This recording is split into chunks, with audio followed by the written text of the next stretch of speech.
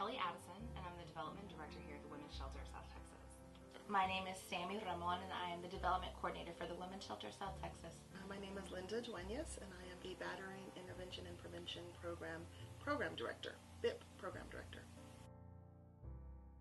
We are addressing an issue within the community that is very prevalent right now, and that is domestic violence and sexual assault. The reason that we're here is to address an issue that faces 1 in 4 Texans. Statistics show us that this is something that affects us, whether it's in our own families, whether it's a friend of ours, a coworker, a classmate, or it may be someone that we haven't met yet, and maybe a future partner, or within our own families. Well, we had a client that lived in the Kings Crossing area, Patricia. Back in September, Patricia, unfortunately, she's no longer with us because she was killed by her spouse. Patricia came to our shelter seeking counseling and our services. Patricia did everything by the book. She went and sought out the services from the shelter.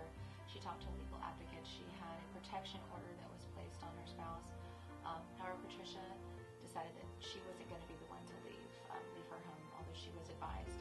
She felt that it wasn't her fault. This wasn't her concern. She didn't need to flee Corpus Christi.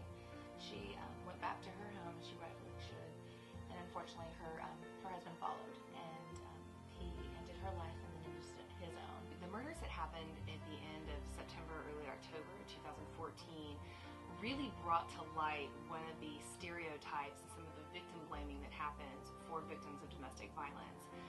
We had 2 murders that occurred just days apart, and in that you saw people from 2 different socioeconomic groups, 2 different races, 2 different ages.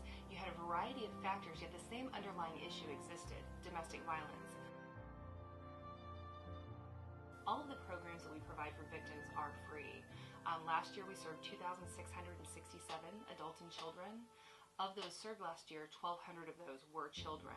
While we do primarily serve women, we also serve men who are victims of domestic violence. And then when we look at those 1,200 kids we served, about half of those are males as well.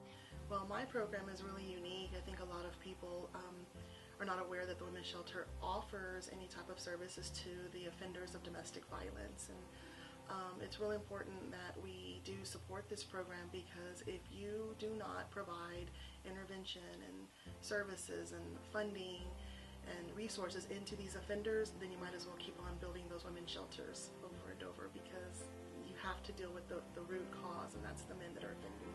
Our agency runs 100% on donations from our community members as well as from grants. So that is looking at our taxpayer dollars and then how are those redistributed back into our community through programs like the Women's Shelter of South Texas.